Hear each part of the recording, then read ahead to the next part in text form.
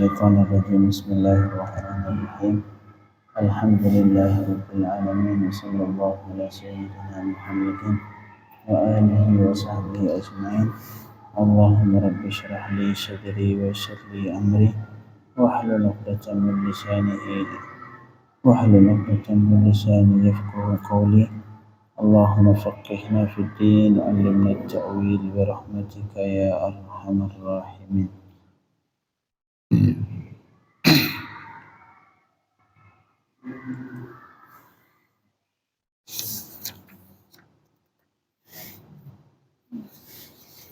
Maghrib rahmat Allah. Insyaallah untuk malam ini selanjutnya kita membicarakan tentang al-syurut al-batinah min a'malil qalb. Artinya kalau yang kemarin kita bicarakan semua itu menyangkut dari anggota yang zahir, tangan, garuk di sini, mulut, berzikir, itu semua hal-hal yang dianjurkan atau dilarang dalam salat yang menyangkut, yang berkenaan dengan anggota yang zahir, tangan, kaki. Ketika duduk meletakkan kaki di mana, tangan di mana, apa yang dibaca. Artinya itu semua yang menyangkut tentang anggota yang zahir. Sekarang kita bicarakan tentang hal-hal yang dianjurkan dalam salat tapi berkaitan dengan anggota yang batin, yaitu hati. Al-Imam Al-Ghazali rahimahullah, Al-Babu Tsalitsu fi Syurut Al-Batinati min A'malil Qalb. Bab yang ketiga tentang tentang syarat-syarat salat dari yang menyangkut dengan hati, seperti halnya khusyuk. Ini syarat minimal syarat untuk mendapatkan pahala. Wal nadhkur, kata Imam Ghazali, kita akan menyebutkan dalam bab ini irtibatus salat, hubungan salat dengan khusyuk, wa hudurul qalbi, dan hati dalam keadaan fokus. Kemudian thumma nadhkur ma'anil batinah wa hududaha wa asbabaha wa ilajaha. Kemudian beliau juga menyinggung semua makna-makna yang batin dan cara-cara untuk mendapatkannya, semua akan disebutkan di bab ini insyaallah. Yang pertama, bayanu ishtiratil khusyuk wa huduril qalb. Ini penjelasan tentang disyaratnya khusyuk, karena menurut Imam Al-Ghazali khusyuk ini jadi syarat sah salat. Mazhab Syafi'i tidak. Khusyuk bukan syarat untuk sah salat. Artinya untuk sah salat tanpa khusyuk salatnya sudah sah. Tidak ada tuntutan di hari kiamat. Artinya ntar dituntut, kamu kenapa enggak salat? Enggak ditanya lagi. Beda halnya kalau misalkan kita lakukan salat tanpa wudu. Nah, ini dianggap belum salat. Antar di hari kiamat masih ditanya, kenapa kamu enggak salat? Nah, beda halnya al-khusyuk. Menurut jumhur mazhab Syafi'i, khusyuk bukan syarat untuk sah salat. Jadi salat kita sudah sah, sudah dianggap sudah salat, tetapi untuk diterima salat, untuk mendapatkan pahala, di sini membutuhkan khusyuk. Jadi bayanu syaratul khusyuk wa huduril qalb, penjelasan tentang disyaratnya khusyuk dan harus huduril qalb. Huduril qalb artinya fokus hati ketika salat. Qala al-Imam Ghazali, i'lam anna adillata dzalika katsirah. Dalil yang menunjukkan bahawa khusyuk ini disyaratkan dalam salat terlalu banyak. Sebagiannya kata Imam Al-Ghazali, fa min dzalika qauluhu ta'ala wa aqimis salata li dzikri, dan dirikanlah salat untuk mengingatku. Nah, ini salat. Kata Allah Subhanahu wa taala, a'udzubillahi minasyaitonir rajim, wa aqimis salata li dzikri, dan dirikanlah salat untuk mengingatku. Ini tujuan salat, untuk mengingat Allah. Artinya salat yang dilakukan tanpa fokus, tanpa mengingat Allah, itu belum salat. Kemudian beliau melanjutkan, wa zahirul amri al-wujub, dan zahir dari perintah. Jadi Allah memerintahkan kita untuk mendirikan salat yang bertujuan untuk mengingat Allah. Dan zahir, secara zahir dari perintah hukumnya wajib. Wal ghaflatu, dan lalai dalam salat, tidak fokus, tudaddu dzikra, itu berlawanan dengan mengingat. Karena Allah mengatakan wa aqimis salata li dzikri, dirikanlah salat untuk mengingatku. Sedang seseorang yang lalai sama dengan tidak mengingat Allah. Faman ghafala fi jami'i salatihi kaifa yakunu muqiman lis-salati li dzikrih. Siapa saja yang lalai dalam seluruh salatnya, dari awal sampai akhir enggak fokus sama sekali, semua pikirannya keluar. Seseorang yang semua dari salatnya lalai, kaifa yakunu muqiman lis-salati li dzikrih, bagaimana mungkin dia itu kita katakan sudah mendirikan salat untuk mengingat Allah? Belum. Karena Allah katakan dirikanlah salat untuk mengingatku. Artinya seseorang yang melakukan salat yang semua salatnya tidak keingat Allah sama sekali, belum menjalankan perintah, yaitu perintah mendirikan salat untuk mengingat Allah. Faman ghafala fi jami'i salatihi, siapa saja yang lalai dalam seluruh salatnya, di awal sampai akhir lalai, enggak fokus sama sekali. Kaifa yakunu, bagaimana mungkin kita katakan dia itu sudah mendirikan salat untuk mengingat Allah? Belum, karena yang Allah suruh mendirikan salat yang mengingat Allah. Kalau mendirikan salat, sekedar mendirikan salat tanpa mengingat Allah, artinya belum melakukan perintah dari Allah Subhanahu wa taala. Itu dalil yang pertama. Dalil ke bahawa khusyuk ini adalah wajib menurut mazhab Imam Syafi'i. Walaupun jumhur ulama mengatakan tidak wajib, tapi mazhab Imam Al-Ghazali khusyuk harus. Wa qauluhu ta'ala, dalil yang kedua, wala takum minal ghafilin, jangan sama sekali engkau tergolong orang-orang yang lalai. Itu adalah kata Imam Al-Ghazali adalah larangan. Jangan, yang namanya larangan menunjukkan ke haram pada dasarnya. Dasar larangan bermakna haram, seperti kata Allah misalkan wala taqrabuz zina, jangan kamu dekati zina, artinya haram zina. Jadi perintah misalkan wala ta'kulu amwalal yatama zulman, atau wala ta'kulu amwalahum ila amwalikum, jangan kamu makan harta anak yatim. Ini juga menunjukkan larangan. Larangan artinya tidak boleh. Wala takum minal ghafilin, dan jangan engkau tergolong orang-orang yang lalai. Kata Imam Ghazali, itulah larangan. Wa zahiruhu, dan zahir dari larangan, pada dasarnya larangan bermakna haram, bermakna at-tahrim, haram. Jadi dalil yang kedua yang menunjukkan bahawa khusyuk ini sesuatu kewajiban.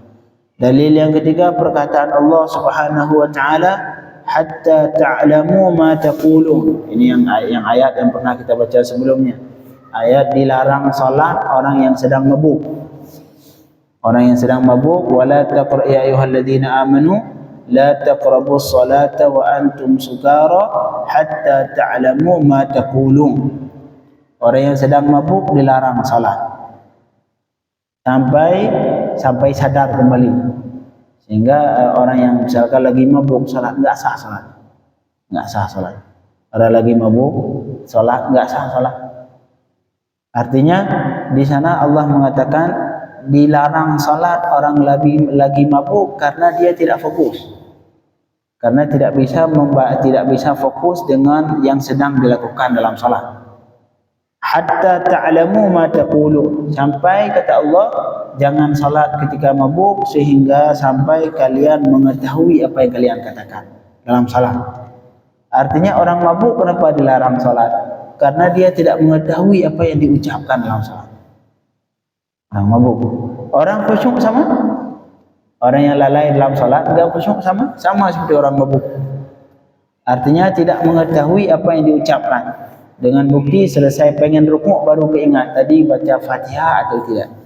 Itu artinya tidak khusyuk, tidak mengetahui apa yang dibaca. hatta ta'lamu ma taqulun. Kata Imam Al-Ghazali, itu adalah alasan untuk larangan orang mabuk untuk salat. Jadi orang mabuk dilarang salat karena tidak mengetahui apa yang dia ucapkan. Artinya orang yang salat tidak dalam keadaan tidak mengetahui yang sedang diucapkan, ini bermasalah salatnya. Salatnya tidak diterima Allah Subhanahu wa taala. Begitu juga orang yang tidak khusyuk. Sama, orang yang tidak khusyuk kalau dengan orang yang mabuk sama-sama tidak mengetahui apa yang diucapkan. Artinya dilarang oleh Allah untuk salat sedangkan kita dalam keadaan tidak mengetahui apa yang diucapkan. Tidak tanpa khusyuk. Wa huwa muttaridun fil ghafil mustaghrigil ham bil waswas wa afkar dunya. Tidak mengetahui apa yang diucapkan. Itu juga terdapat pada orang yang lalai, yang sibuk dengan waswas dan sibuk dengan pemikiran dunia lagi salat. Enggak fokus, artinya enggak fokus. Enggak sempat mikirin salat sama sekali. Ini sama seperti orang mabuk, karena alasan orang mabuk tidak mengetahui yang diucapkan.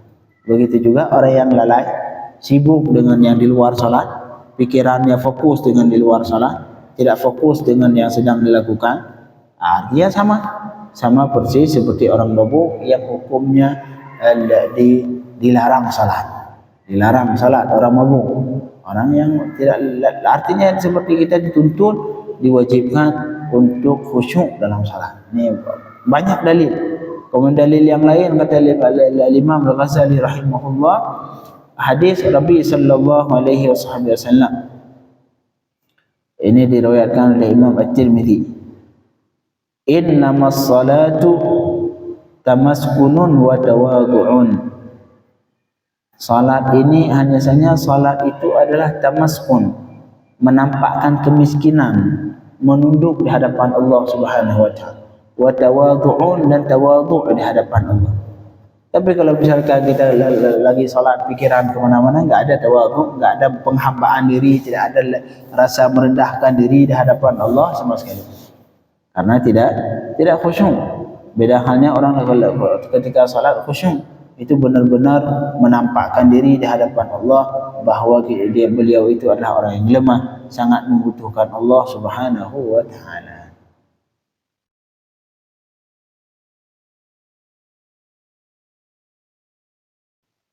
Ini hadis juga menunjukkan bahwa salat itu harus dalam keadaan fokus.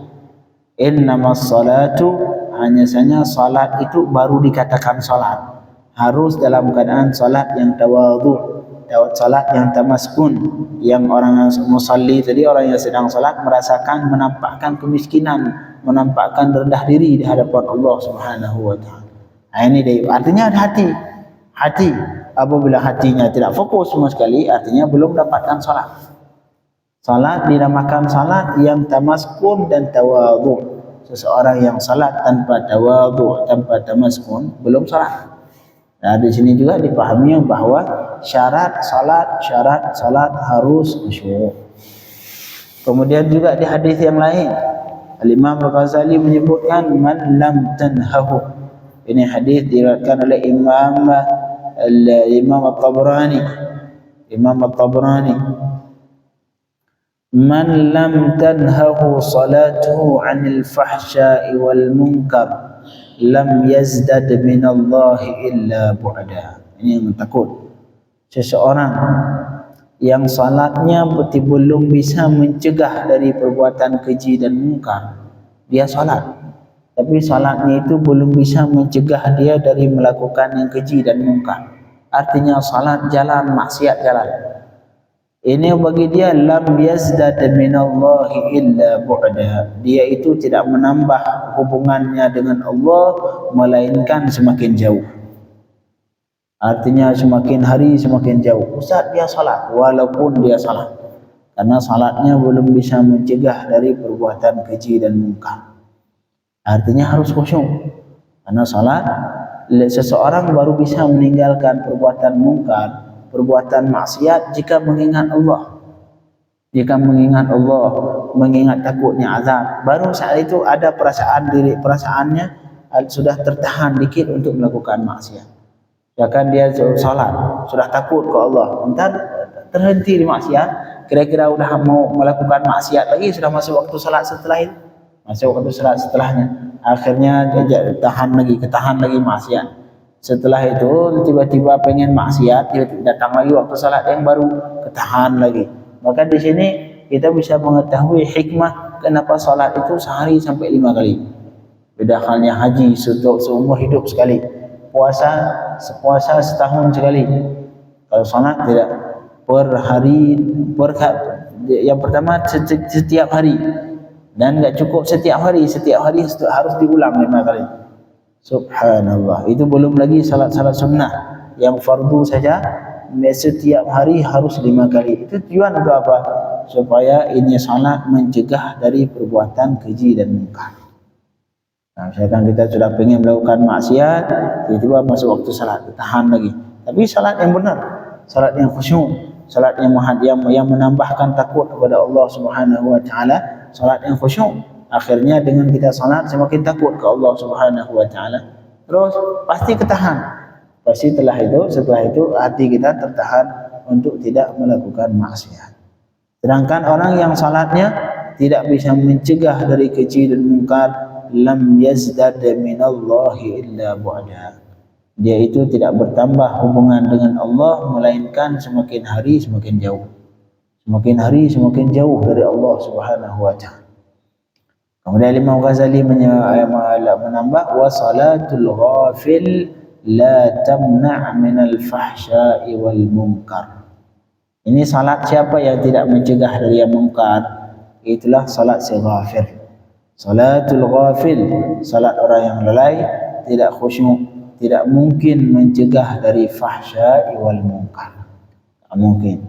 Salat ghafil yang lalai dari awal salat sampai akhir salat, tidak pernah memikirkan Allah sama sekali, tidak pernah kebayang neraka, tidak pernah kebayang surga, tidak pernah fokus dengan apa yang sedang dilakukan, pikirannya sibuk dengan yang di luar. Nah, itu salat seperti itu tidak mungkin, la tamna', tidak akan mencegah dari fahsya'i wal munkar. Kemudian di hadis yang lain juga Sayyidina Al-Imam Ibn Majah meriwayatkan, laqala sallallahu alaihi wasallam, Nabi berkata sallallahu alaihi wasallam, kam min qa'imin hadzuhu min qiyamihi at-ta'abu wan nasabu. Betapa banyak orang yang mendirikan, yang berdiri, artinya berdiri untuk salat, hadzuhu min qiyamihi, keuntungannya ataupun bagiannya dari salat, dari berdirinya tadi cuman at-ta'ab, capek doang. Capek salat 20 rakaat, 12 rakaat, 20 rakaat, tapi capek doang. Yang didapatkan dari berdirinya itu cuman capek saja. Wa ma arada bihi illa al-ghafil. Dan Rasul tidak bermaksud dengan orang yang tadi yang berdiri, yang bagiannya ataupun keuntungan dari berdiri ketika salat cuma capek saja, tidak berkeinginan illa al-ghafil. Rasul tidak maksud kecuali cuma ghafil. Orang yang al-ghafil artinya orang lalai ketika salat, tidak fokus dengan yang sedang dibaca, tidak fokus dengan yang sedang dilakukan, pikirannya sibuk di luar. Kemudian di hadis yang lain Rasul mengatakan,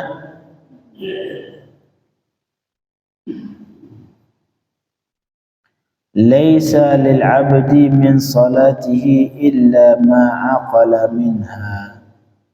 Tidak ada bagi seorang hamba dari salatnya kecuali cuman bagian yang dia tidak lalai. Misalkan kita salat 4 rakaat, 1 rakaat yang khusyuk, maka bagian kita dari salat semua cuma 1 rakaat. 1 rakaat doang.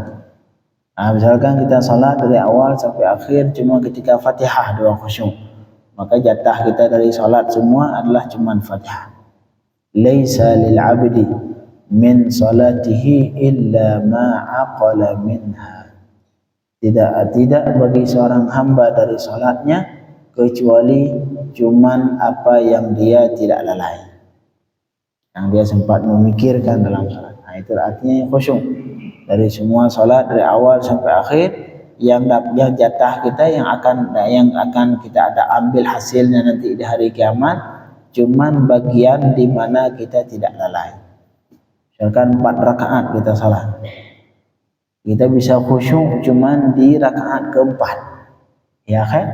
Berarti dari semua salat yang nanti kita bakal mendapatkan bagian dari salat cuman yang satu rakaat terakhir itu saja. Allah.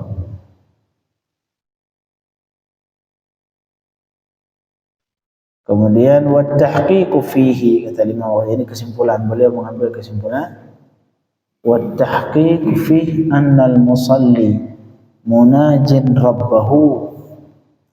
Ini semua terjadi kenapa Rasul mengatakan salat yang harus tawadhu. Kadang-kadang orang banyak orang yang berdiri untuk salat tapi cuma jatahnya yang tidak mendapatkan keuntungan sama sekali kecuali cuma capek saja.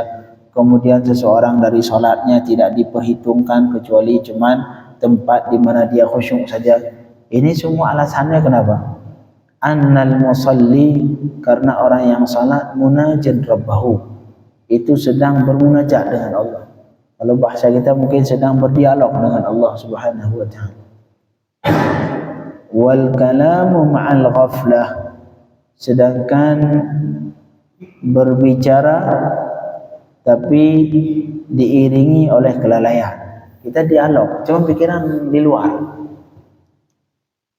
Laisa bimunajatin albattah, itu tidak disebut munajat sama sekali, enggak disebut dialog. Misalkan kita ngobrol sama orang, pikiran kita enggak fokus sama dia, fokus sama yang lain, artinya itu tidak sedang berbicara dengan dia. Walaupun mulut kita mengeluarkan lafaz berbicara, selama hati kita belum fokus dengan dia, itu belum dianggap kita berbicara dengan dia. Tidak.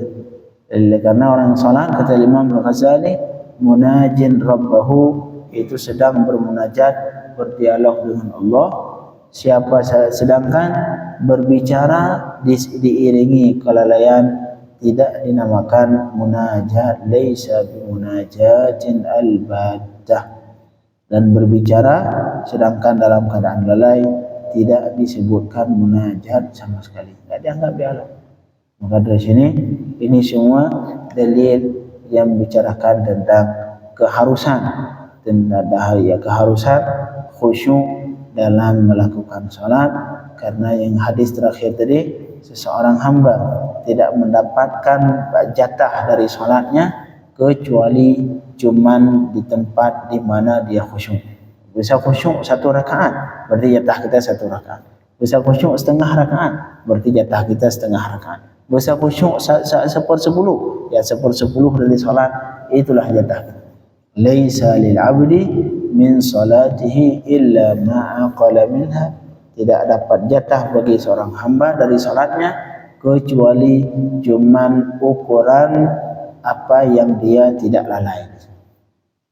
Allahumma ij'alna minal khashi'in, Allahumma ij'alna minal khashi'in fi shalah, waj'alna muqimin as-salah bi rahmatika ya arhamar rahimin. Sallallahu